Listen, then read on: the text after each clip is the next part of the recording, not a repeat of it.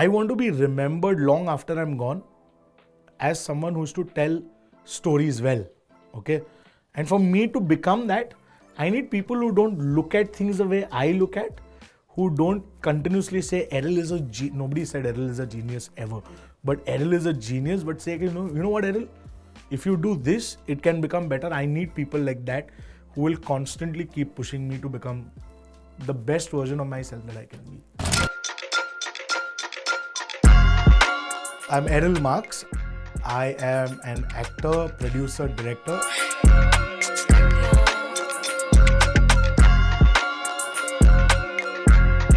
What are your thoughts on the saying, never work with your friends? I mostly only work with my friends. For me, my first priority has always been working with my friends. I own a company, I co-direct, and I do that with my best friend. So Aditya is my best friend. I don't know why you all didn't call him. I know he's ugly and all, but I mean, that's really. I'm just kidding. So I work with him. I think in 16 years, I mean, I've seen his face every single day. We work together, we go out together, we have the same friends. All my DOPs that I shoot with are great friends of mine. And I think I love working with my friends, but I also think somewhere I've been told by people not to only work with friends, because if I want to grow, and I've seen it happen, if I want to grow as a professional, if I want to grow as a artist, I need to start working with a lot more people who have different experiences from mine. I genuinely, right up till 1 year back, believed I have to only work with my friends because it is my responsibility to give them employment. It is my responsibility to make sure that they make money, and it is my responsibility to take them along with me wherever I'm going, right? And I realized that if I want to do that, if I want to take people here, I need to reach here first. And if we all are here, we are just going to go like this. But if I reach here, or if they reach here, they take me along with them there. You understand? So, and I think if your friends see it that way, if your friends see your progress and they are happy for you and they know that at some point it may benefit them, in something, then I think you should not feel bad if you, Creating in a collaborative space, how do you come to the same page as your peers? So between Adi and me, it's very different because I think I've learned to trust him. I trust him with my life, Like tomorrow, if there is something and I don't know what to do and Adi says, this is what you need to do, I'll do it. Blindly, right? So on set, a lot of people, say, oh, if you're a co-director, you need to be of the same mind and this thing. We are, on every project, we are 80% on the same page. 20% there is something that he wants that I want. And it's like a relationship. You choose the battles you want to win, right? You can't be in any relationship, be it a friendship, be it love, be it even with your parents, be it with co-workers. You can't be in any relationship where you want to win every battle. That's not healthy. So I think you pick and choose which battles you want to win. You pick and choose which battle is the most important for you, the battle that you're most convinced about, what is really dear to you, and you fight that battle. And he respects me enough to say, this one is yours. I'm going with what you feel. And sometimes it's just common sense saying that, oh shit, Adi is actually right. I've been thinking wrong. It's just that, And but about like-minded people, surrounded by like-minded people. But I love talking to and getting feedback from people who don't think like I think. And it hurts, man. It stings. It hurts when people, and they don't mean it. It's not malicious. It's genuine feedback, artist to artist, where they tell you where you could have done better, where you could have challenged yourself more, where you could have increased. But I find that so good because it's helped me become better at what I do. If I'm surrounded by people who keep telling me, wow, I will always flatline. But if I'm surrounded by people who say, listen, you've done a great job, but this could have been greater, this could have been better. And not only ki, ye tu better kar sakta hai. This could have been better if you would have done X, Y, Z. Then that helps you become a better professional, right? That elevates you as a human being. Which is your favorite ad from the 90s or the early 2000s? One of the ads I keep watching just for fun is the, IPL wala ad, Manoranjan ka baap. IPL ka tagline was at that time, Manoranjan ka baap. So they've done it like these, old campy 60s, 70s wala movies. And there are twins. And the thing is that they live with their mother, who is, she can either be she's either a widow or her father, her husband has left her. And the entire village is asking, Manu Ranjan ka baap kab aayega? Manu Ranjan. And so much so, yeah.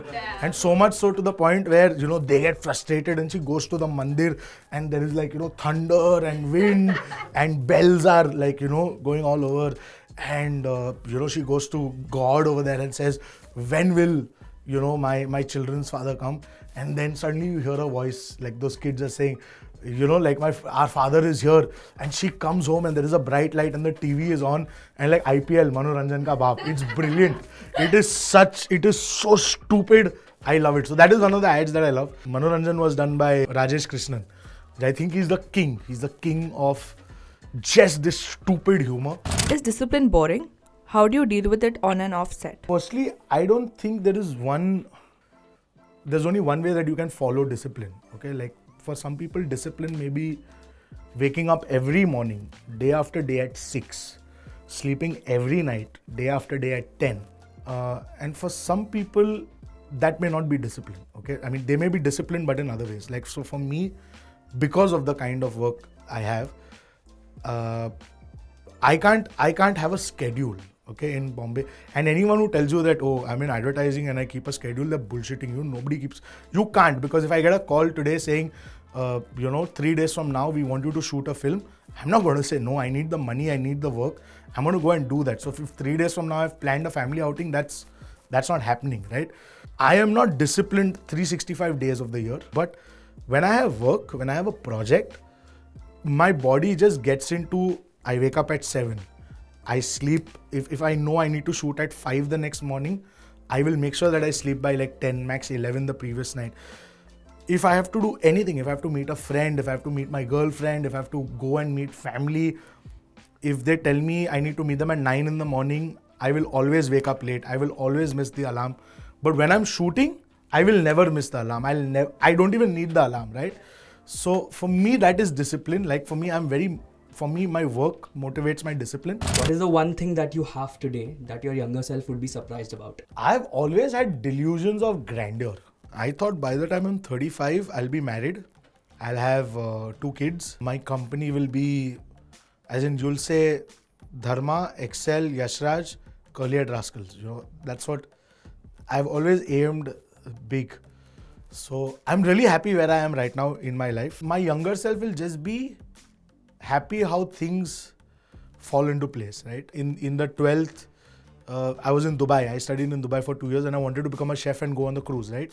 Typical Catholic dream. Go on the cruise, earn money, buy 3 houses in Borivali, retire. That's the kind of shit I lived for. But, and then my father said no. And I was like, that's it. My career has gone down the drain.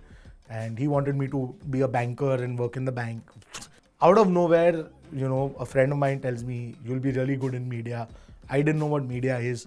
I came to Bombay. I just randomly gave an entrance exam I got with the percentage I had. I did BMM. In BMM, I thought I'll be joining an agency and I'll probably become a copywriter or something. But I did a play on stage. I got my first ad. And because of my first ad, I got my film. And because of the film today, I'm directing. So I'm saying that younger Errol will just be amazed at how everything falls into place. Do you think the current generation overthinks about their benefits, skills, and experiences and loses out on the chance of learning on the job? I think what the current generation +1 have is information, right? I mean, when we were doing mass media in college, none of us knew how to operate a camera. We didn't know what edit. I was the only one who knew how to edit because I had a laptop at home, right? One of the sort of well-to-do kids. Now, everyone knows to shoot. Like, I have interns on my set who are teaching me what ISO is, aperture is, what lenses are, what is depth of field and all of that, which I learned after I started working, right? And I think that is a problem.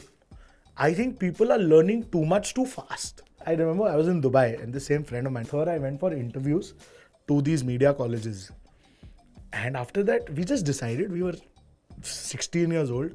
We said, yaar, Errol, you're so funny. You crack jokes. You're very good with people. And, I will be with you.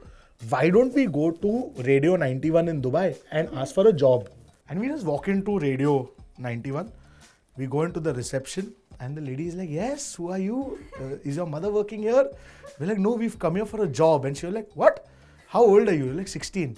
Like, oh, very sorry, we can't employ you till you're 18. We're like, and then she saw that we were disappointed. She said, can you at least give me a resume? We're like, what's that? And you're like, you know, resume. And she showed us a resume. We didn't know that shit. And maybe we were very stupid. But at 16, we just believed things will just work out, right? We just thought, you know, we learn on the job. And even Adi and me, my clients will hate this, but a lot of the times when we are asked to do something, we don't know what we are doing. We learn as we are doing it. You know, we just know that we are here to learn and we'll give it our best. And that is what people want to see. And I think the main problem right now is information. I think we are getting so much information, no? We know everything about everything. So do you have any favorite international ads? I forgot the name of the company, but it's for cable TV, okay? So the ad is, I don't know if you guys have seen it. And I've tried to, every client that I meet, I think even with you guys, I tried to push, let's do it this way, which is basically what? So there's a guy sitting in his house and there are I think 8 or 10 of these, right?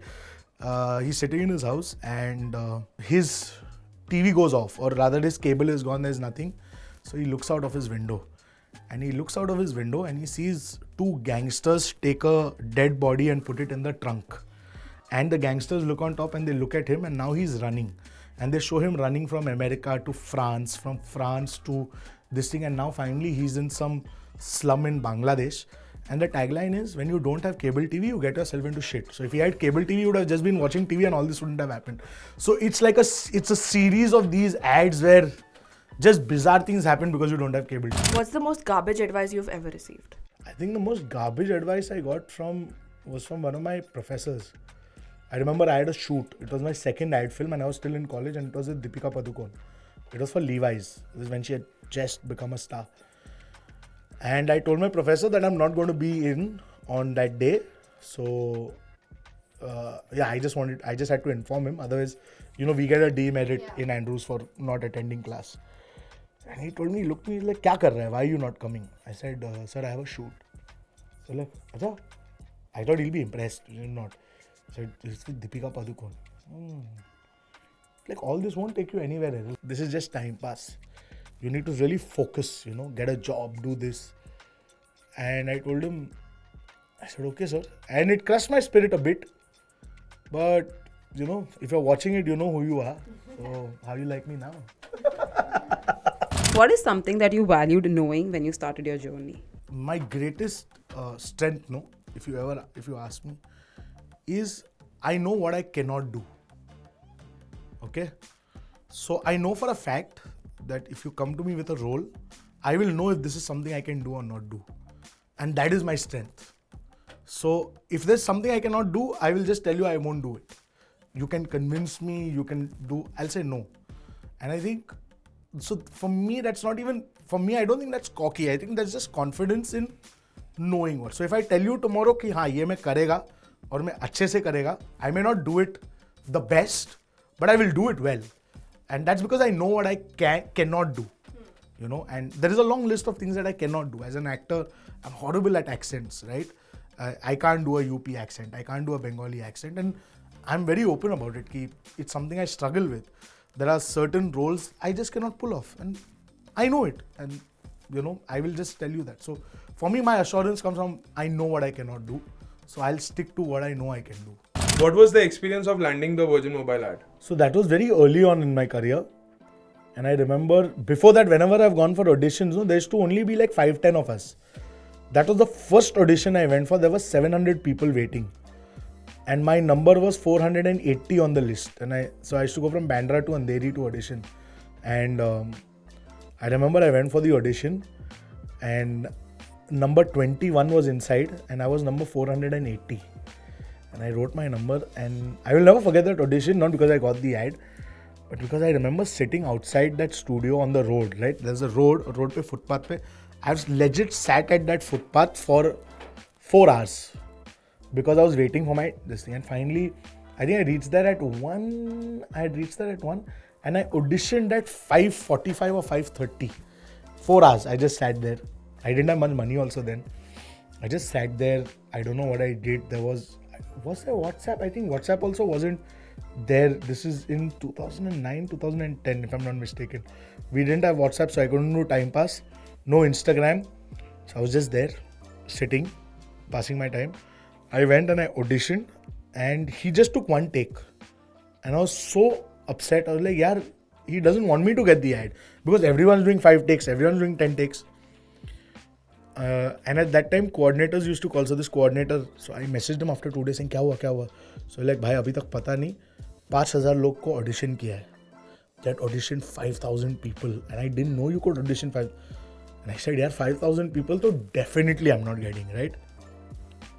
And I get a call 2 days later saying that I got it. And I got the film. And yeah, that's how I got it. So is it rolling? Yeah. Okay. I'll give you a nice introduction. A very decent one. Like what, you'll come here and do an introduction? No, I'll just introduce everybody. Save it for the Oscars, bro, when you have to come.